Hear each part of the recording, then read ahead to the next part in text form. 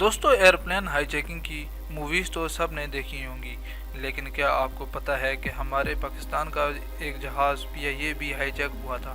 تو آج کی اس ویڈیو میں آپ کو پی آئی اے کے ساتھ ہونے والے اس پراسرار واقعے سے آگاہ کروں گا۔ تو شروع کرتے ہیں اپنی اس ویڈیو کو۔ سبسکرائب کریں شیری وائٹی کو اور بیل آئیکن کو دبائیں انفارمیٹو ویڈیوز دیکھنے کے لیے۔ ناظرین، پرواز کے 20 منٹ بعد دراز کا جوان کاکپٹ کے پاس کھڑا تھا۔ ایئر ہوسٹس نے ادب سے کہا، سر آپ تشریف رکھیے، کاکپٹ کے اندر جانے کی اجازت نہیں ہے، لیکن جواب دینے کے بجائے یہ جوان دھکا دیتے ہوئے کاکپٹ میں گھس گیا۔ جوان نے کاکپٹ میں داخل ہوتے ہی پستول نکال کر پائلٹ کی کن پٹی پر رکھ دیا اور اس دہشت گرد کے 2 ساتھی بھی اڑ کر کھڑے ہوئے اور پستول مسافروں پر تان لیے۔ دوستو، یہ کوئی فلمی کہانی نہیں، بلکہ یہ واقعہ پاکستان انٹرنیشنل ایئر لائن 554 کی ہے۔ یہ 25 مئی 1998 کو اغوا ہونے والے مسافر جہاز کا ناقابل فراموش واقعہ ہے، جس میں ہر لمحے ڈرامائی موڑ آتے رہے۔ ناظرین، یہ طیارہ تربت ایئرپورٹ سے اڑا اور گوادر سے مزید مسافروں کو لے کر کراچی روانہ ہوا، جس میں عملے سمیت 88 مسافر سوار تھے۔ دوستو، اس طیارے کو 6:30 پر کراچی لینڈ کرنا تھا، لیکن اس کی منزل کا فیصلہ ہائی جیکرز نے کرنا تھا۔ دوستو، ہائی جیکرز کی انگلی ٹریگر پر تھی۔ اس نے کیپٹن عزیز کو حکم دیا کہ طیارہ کراچی نہیں، انڈیا کے ایئرپورٹ دہلی اترے گا۔ ناظرین، اس کے بعد دہشت گردوں نے کیپٹن عزیز کو بھارتی ایویشن سے رابطہ کر کے اترنے کی اجازت مانگنے کو کہا۔ اس پر کیپٹن عزیز نے ایسا ہی کیا اور جہاز کی سمت بدلی۔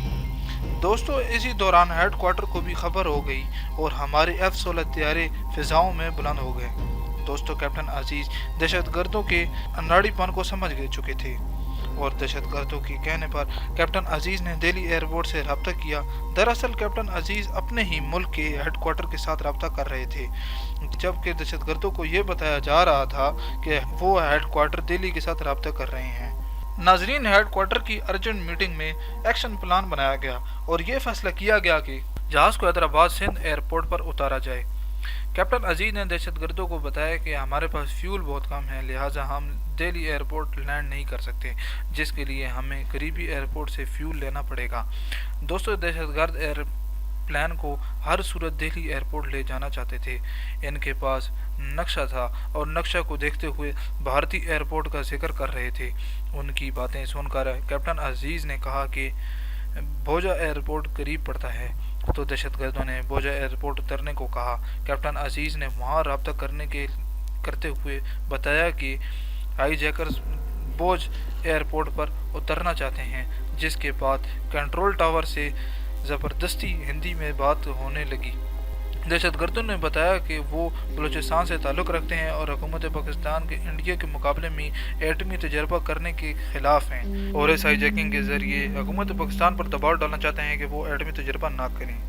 تھوڑے انتظار کے بعد دوسری طرف سے بتایا گیا کہ پردھان منتری نے ان کو بھوج ایئرپورٹ پر اترنے کی اجازت دے دی ہے، جس پر دہشت گردوں نے ہندوستان کے نعرے لگائے۔